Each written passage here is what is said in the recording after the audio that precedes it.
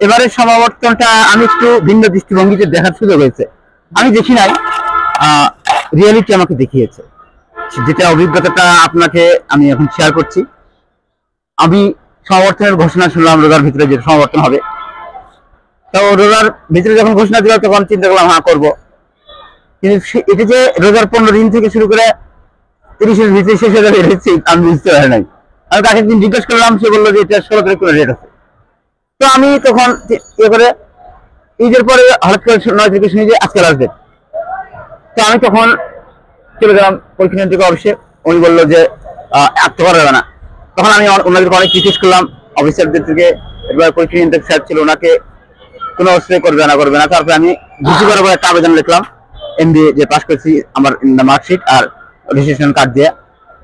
VC আবার refer করলো পরীক্ষা নিয়ন্ত্রকের কাছে, প্লিজ পরীক্ষা নিয়ন্ত্রক সাইন দিয়ে পরীক্ষা নিয়ন্ত্রককে বলে, উনি বলে যে উনি তো কিছু লেখে নাই। এবার আমি একটা আবেদন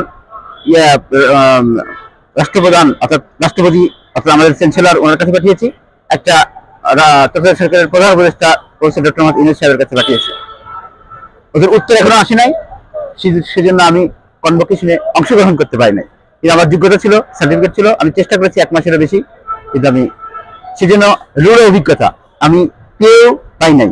তারা আমাকে একটা সিম্পল একটা জাস্ট সাইন করলে হয়ে যেতে চ্যান্সেলর সাহেব, ভাইস চ্যান্সেলর সাহেব করে নাই।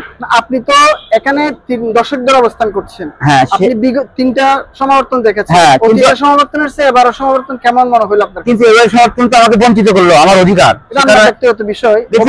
আপনার কেমন তিক্ত, কারণ আমাকেই তো বঞ্চিত করছে, তাহলে আমি আর ভালো বলবো কিভাবে? আচ্ছা, কারণ ভাইস চ্যান্সেলর যে ডিসিশন নিয়েছে, ডিসিশনটা পারফেক্ট না। প্রথমে উনি করেছে আমাদের মুসলিম কান্ট্রি, কিভাবে কোনো দিন থেকে 30 তারিখের ভিতরে রমজানের ভিতরে 20 থেকে 30 তারিখের মাসে এতে কাফে বসে।